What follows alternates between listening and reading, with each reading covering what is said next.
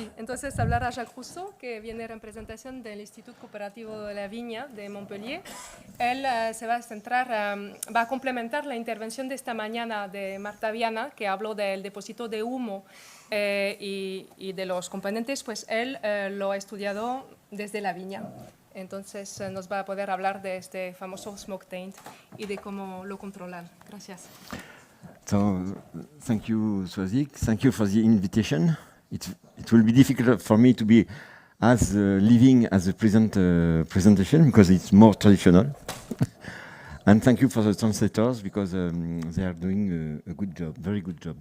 So I'm going to talk about fires, forest fires in France. Please. So first, we'll give some information on. C'est moi qui l'a.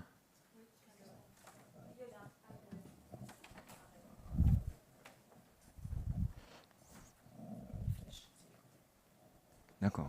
Okay, thank you.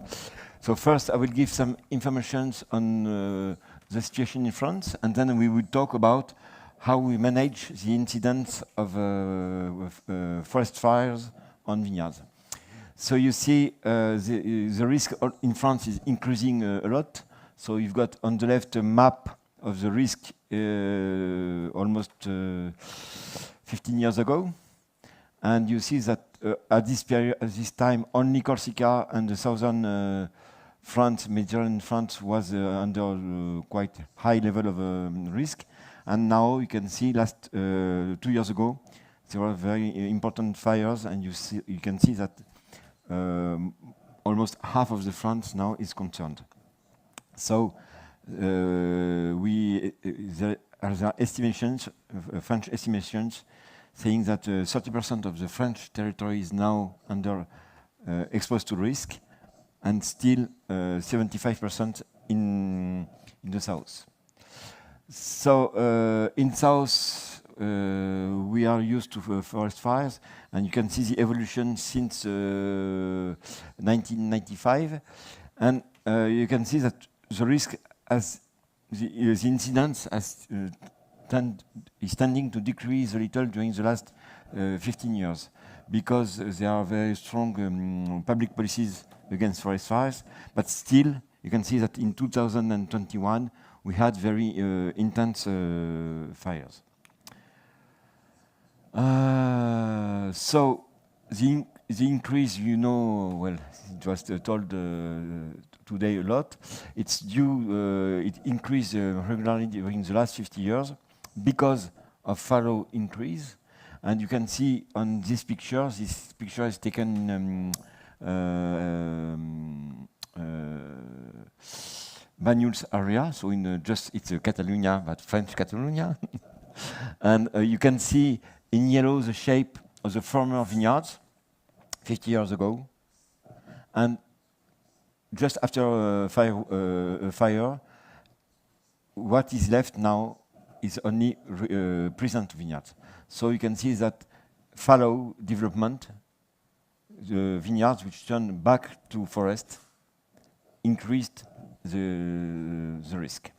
And also climatic change, so with higher temperature, lower air humidity, lower number of rainfall. So today we've got in Montpellier the second rainfall since the beginning of August. So, and we hope it's enough. We've got still some quite good fire control policies in France, and so they are improved. So about we've got a lot of planes. Also, there are some roads, fire breaking roads in the forest, and bombers are used to be very reactive. And so there were a lot of public subsidies which could improve the control. And when we are looking at the future, it's worrying. So you can see this is a map built by French Météo France, so which is a French organism for meteorological data. And this is a model they developed. They are using daily in summer, which is Forest Meteo Index. And you see that 30 years ago, the risk was high only in the Mediterranean area. And look what is going to happen during the next 20 years, 30 years. So new areas in France are going to be exposed to the risk. And it's very difficult to manage because it requires material, it requires training from the bombers, which they don't necessarily have. So now, in 2021, there were some very important fires, and particularly one in Provence, close to, maybe you can recognize Saint-Tropez on the right. And so there was a fire in August, 20th of August, something like this. And it was a few weeks before harvest, so we had to be very quick to assess the importance of the damages. So what we did was to use public satellite data, which are open to everybody in Europe, so given by Copernicus. And we collected these data give the incidence of the extension of forest fires. And we crossed them with shapefiles giving the position of the vineyards. We took also attention to the wind, so coming from the southeast this day. And so we could make a first map to assess the risk of exposition for each vineyard, according to whether it was very high, and so on. So we built this first map very quickly, and then we could organize vineyard visits in order to give a better information. But without these maps, there were about 1,000, little more than 1,000 hectares of vineyards. It was impossible to visit all vineyards, so it was very useful for us to have indications on the risk. So during the visits, we saw the different sorts of damages, direct damages, and some vine can partially be burnt. Some direct, you can see on berries, some direct damages, and also there are some non-direct damages due to smoke and which can deposit. So, in order to be able to do this, to have a proper vineyard monitoring, it's very important to have vineyard georeferencing. If we had not these data before the fire, we couldn't have made these maps. And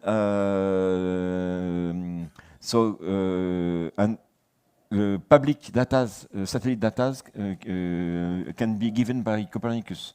So everybody in Europe can have access to it, but it's very important to be able to cross them with local geolocalization of vineyard. There are some works, particularly in Australia, concerning oncoming tools. First, to add modelization of wind data in the models in order to have a better estimation of the smoke diffusion. So this is still on work. And also there are some air quality sensors. Different companies propose some air quality sensors, which maybe tomorrow can be implemented in vineyards, and well, not only in vineyards, in the countryside, in order to have a good, better estimation of the smoke diffusion.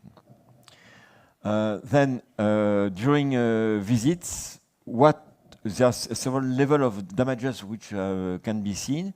First are direct damages, then ashes, but also chemical products which are dropped by planes, because when planes are dropping water, they add some chemicals. The composition is not always very well known, and these chemicals can leave some deposits.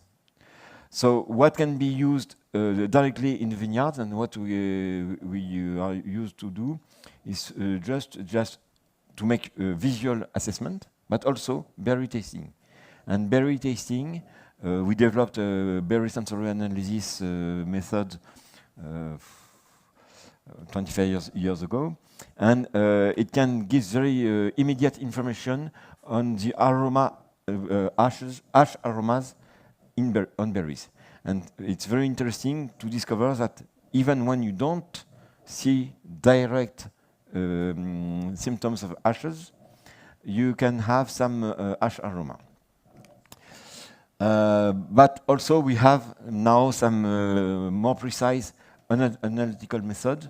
So Marta Viana explained that now we know, it's quite recent, we know two main composites. One are volatile phenols. That means they are directly giving some aromas. So it's guaiacol, syringol, and their thiol derivatives, thioguaiacol, thiocresol. But also, what's very important, you can have some glycosidic compounds. These compounds are developed in the berries. It's a sort of mechanism of a reaction against stress. So even when there is early fire, for example, a fire in June before the horizon, some glycosidic compounds will develop. As such, in berries, they are not aromas. They are precursors. So that means they will turn into aromas during winemaking, sometimes weeks or months after the beginning of winemaking. So now we are able to analyze these two families of compounds on juices, on berries, or on juices. So with our laboratory, we've got a specialized laboratory for aromas, which is Niseos. And so we can make precise analysis of these compounds, and very early. That means very early you can decide to take apart some grapes or some juices in order to avoid to mix them with all the wines in the winery.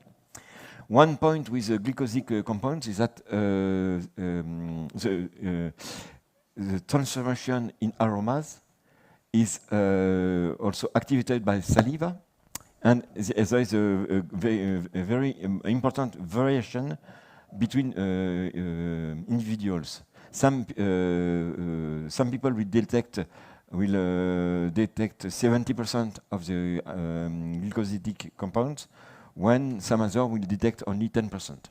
So juice tasting may be efficient with some people and not efficient with some other people.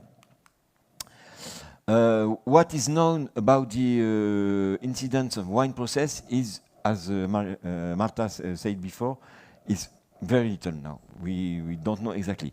What we know is that the compounds are present in the skin, mainly in the skin, not in the pulp. There are no, or almost no differences between varieties. So that means whichever variety, the exposition to the same level of ashes leads to the same level of compounds, of glycosidic compounds. The evolution of glycosidic compounds is still quite unknown. How it changes in the berries, how it changes during winemaking, there is still a lot to learn. The only point which is sure now that the transfer of these compounds in the wines are linked to maceration. So you see, there was an Australian quite old paper, you see, almost 9 years ago, and they compared traditional maceration, skin maceration on red wines, crushing, distillation, and then pressing. so the make rosé process with before crushing and desteaming, and then wool brush pressing. And you can see that you can see on the X axis the total glucosic compounds in the grapes, and you see that the transfer increases with grape process. So if you want to reduce the transfer of compounds, of glycosidic compounds from the grapes to the wine, it's important to reduce processing. You see, wool bench pressing, you got maybe 5 to 10 less time less compounds in the final wine. So what we recommend for vineyards which are affected by fires is first very important to make a vineyard assessment. And I showed you how satellite data can improve this vineyard assessment. So when there are some scalded bunches, or when there are chemicals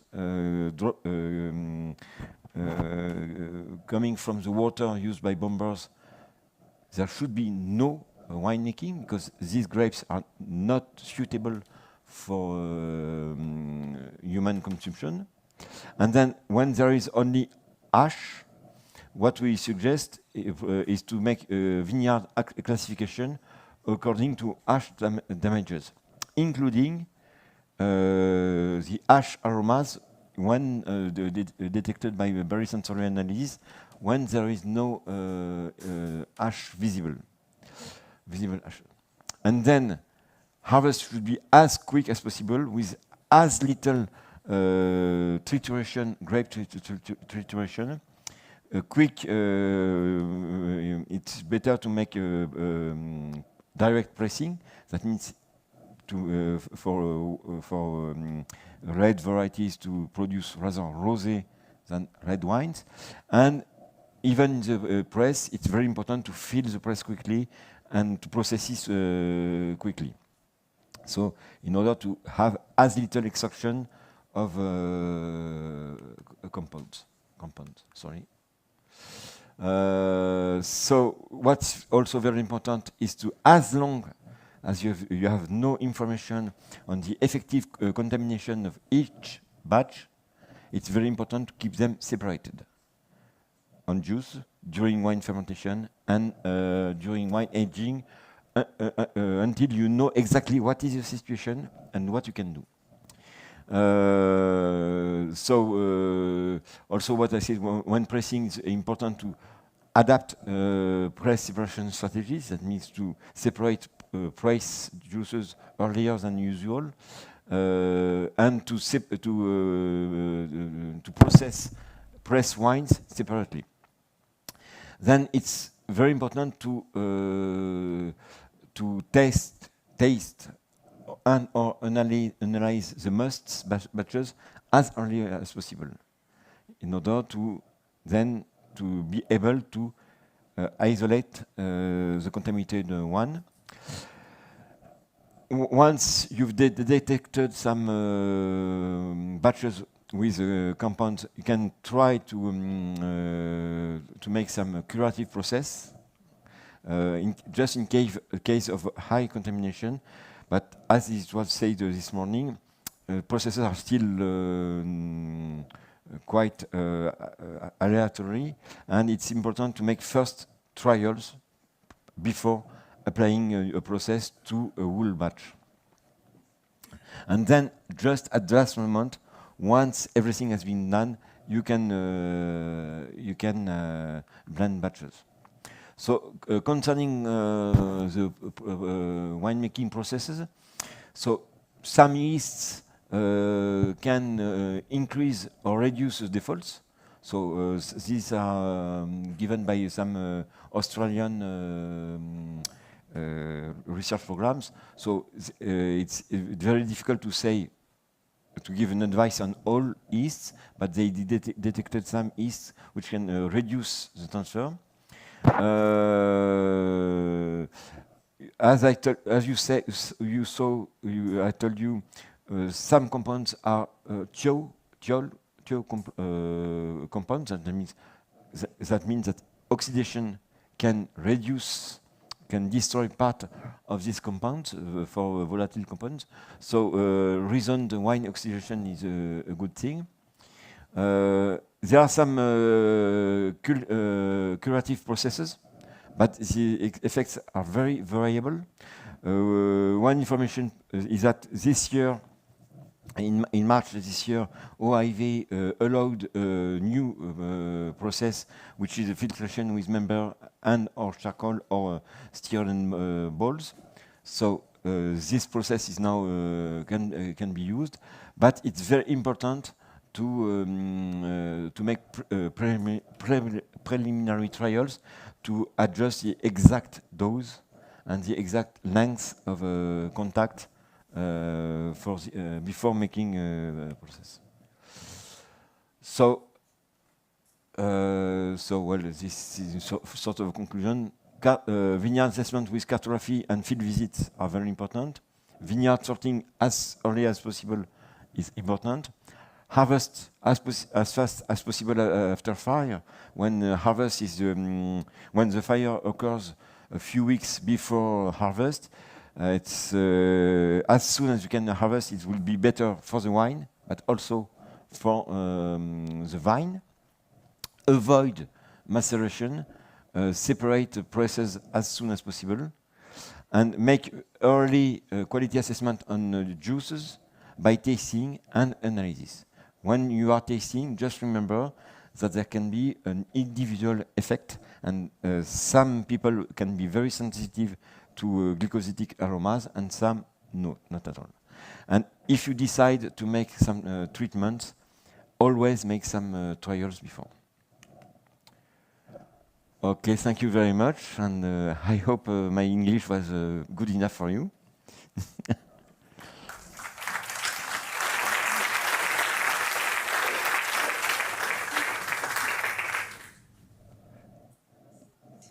¿Funciona? Sí.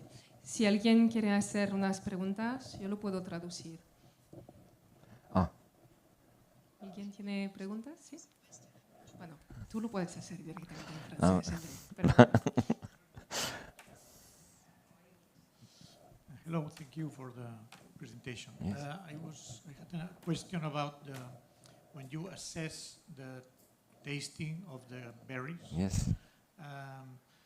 You mentioned that most of the taint is on the skin. Yes. So when you separate the skin from the juice and the seeds, can you tell the difference, or it also changes from person to person? Thank you. Well, in the skin, there can be two levels of compounds. Direct compounds, which are mainly volatile compounds, which are brought by the ashes.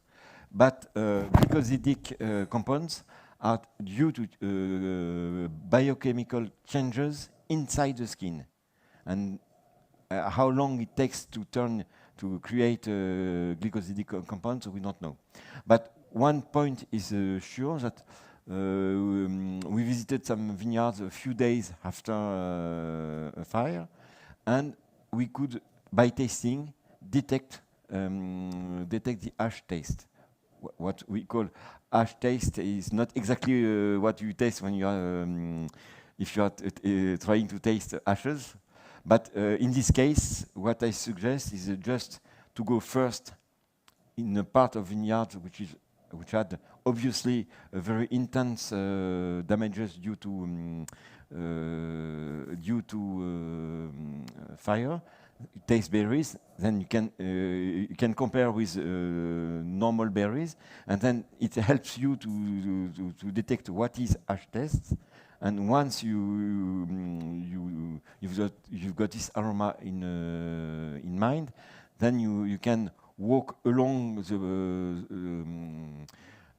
the smoke. I don't know the English term for panache. The smoke shape, And as long as and it's very surprising, you can find that you will have this taste sometimes 1 kilometer from the last fire, and on vineyards in which there are no visible damages of ash or things like this. ¿Otras preguntas?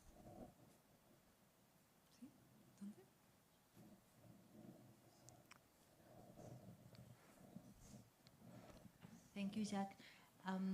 I wonder, given that you have a trajectory in research in this aspect, are there any insurance mechanism for these wine producers to compensate for these losses or this extra cost due to these new processes that they have to implement in the pressing, etc.? Well, in France, yes, it depends if the wine grower has paid for private insurance. And in this case, the private insurance will come and estimate the damage, and they will decide we give 20%, 30%, or 100% of the yield value. And public insurance, I'm not sure what I'm saying, so sorry, I'm not a specialist for insurances. But in France, if fire is said a natural catastrophe, so that's a legal definition by the government, then there can be some other insurance. But not all wineries can offer private insurance. I guess this must be in some region of France only. So which area do you know that? Well, when you pay for insurance for hail or for fire, also hail, there is no public insurance for hail. It's only private insurance, and the cost for I know better for hail insurance than fire insurance. So the cost for hail insurance is something like 1 harvest every 5 or 6 harvests. So it's quite a lot of money. And some people who are exposed, some wine growers who are frequently exposed to hail risk pay this insurance. And most of people don't because it's very expensive. But in this case, if there is hail damages, they have got no money back. ¿Otra pregunta? ¿Lo cerramos aquí? Ah.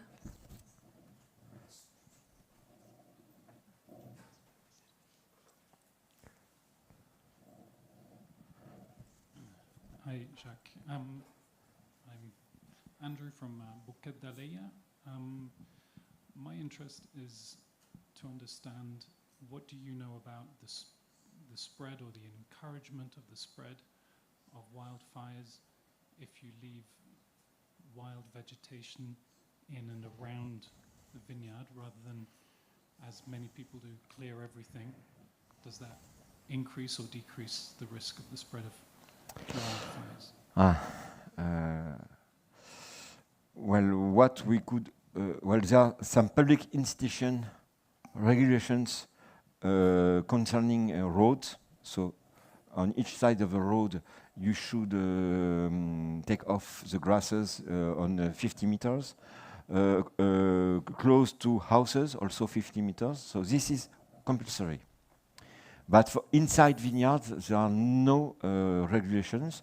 But what can be observed is that when there is some green cover left in the vineyards, which is a method which is developed in order to improve the soil quality, this green cover in our areas is dry in July, and when there are some fires, the fire crosses the vineyards on the ground, burning the grasses. So there are little damages on damages on the vineyard, on the vineyards can be variable. It depends if grasses are just beneath the row or in the middle of the alley.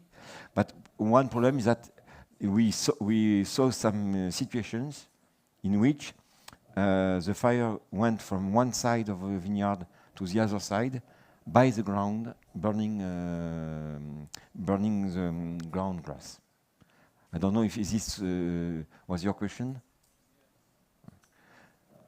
So that's a problem for people who want to practice agroecological methods, for which it's recommended to leave green cover in summer. In case of forest fire, that will reduce a little the efficiency of the vineyard as a fire break. Yes, it has been a strong experience for firemen in France last years when they discovered that, because they were so sure that vineyard would fire break, that it has been a big surprise. And so there's lots of discussion around that, lots of debates in France, because what is priority? Is this the fire risk, or is it biodiversity? And this is a very dangerous debate. Well, you can still have winter biodiversity with cover grass. So from September to April, cover grass have almost all benefits. But question is in summer, between June and August. September. And September now. Sorry, yeah, you're right. Bueno, ¿hay más preguntas? ¿Sí?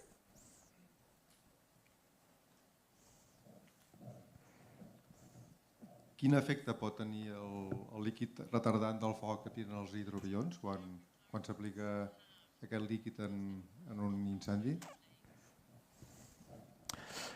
Well, in France, it's very difficult to have the exact composition. So bombers, I'm not sure they know it exactly. The composition of retardant seems to change from one year to another.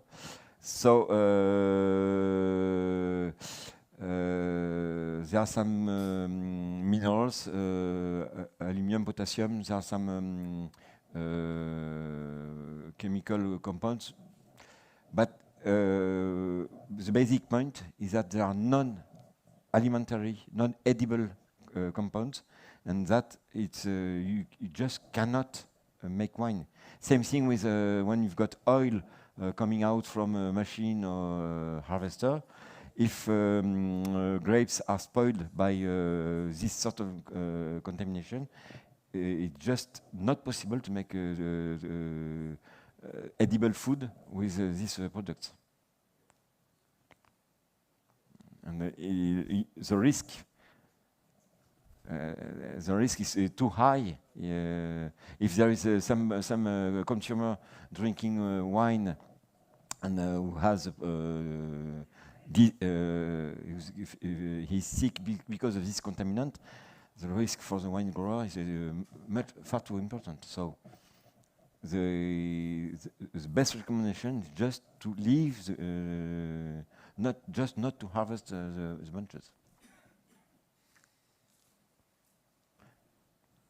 Bueno. ¿Algo más? ¿No? Entonces, muchas gracias, Jacques. Merci beaucoup. Thank you. Gracias.